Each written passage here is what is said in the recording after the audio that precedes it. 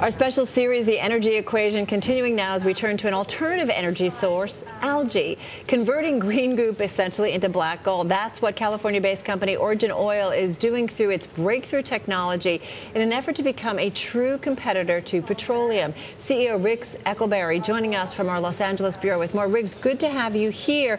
First of all, because I've been reading about this for years, I mean, talk to us about the process of actually turning algae into biofuel. What's involved?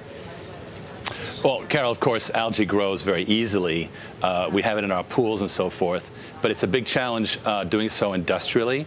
There's a huge amount of water involved, and it's a process that you want to try and get as much daily harvest as possible at the lowest price you can get.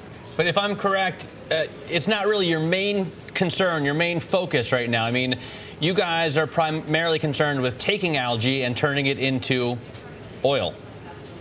Exactly right. We are a technology company that focuses on essentially selling picks and shovels to the prospectors, the people who are now aggressively building out these algae systems. And so our primary role here is to take what's essentially looks like Kool-Aid, and how do you get the Kool-Aid out of the water? That's the challenge. So we dewater the algae and extract the valuable products. It's called fractionation, and eventually you get all these wonderful things from nutritionals to chemicals, and of course fuel and fertilizers. Riggs, with so many of these alternative forms of energy, it's, you know, whether they really produce enough fuel, are cost efficient, and, you know, what kind of stuff is thrown back into the environment. Walk us through those three. Sure. Well, the first thing, of course, is, you know, is it really cost effective? And the answer is not yet by a long shot. So some estimates put it at perhaps double the price of oil. To mitigate that, of course, we can do things like use it for more valuable products like chemicals, bioplastics, and so forth. Of course, nutritionals. But you know, eventually we're going to have to step up and make fuel from it.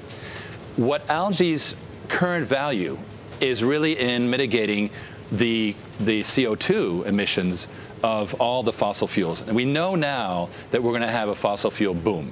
And we were looking forward to having about a third of our carbon being absorbed by nuclear energy, or at least not being emitted.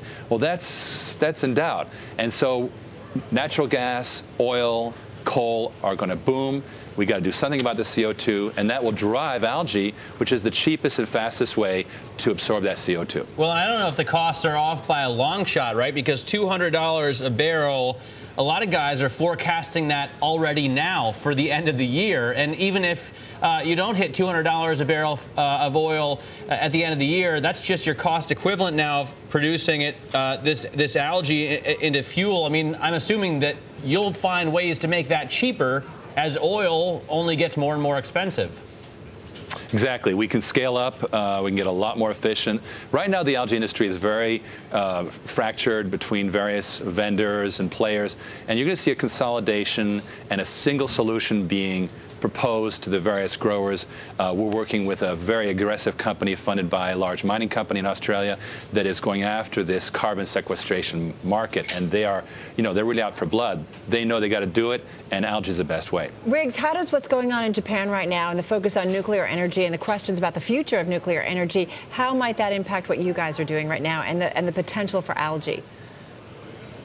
Well, of course, Japan itself has been very, very interested in algae for some time. They have a lot of unused rice paddies, for example. There's a tremendous inventory of potential places they can make algae. And some of the best research in algae has come out of some Tsukuba University, for example, and near Tokyo. So I think that they are going to be really intense about algae production. But also what we see is, once again, nuclear, which is kind of a hothouse fuel and needs all this government help, is going to get even less help now. So it's going to go towards the least cost, which natural gas, of course, and the vision for algae really is to brown wash, which means basically to make it a little bit less harmful to the environment. And that's our role in the short and medium term, and it will build our industry by playing that role.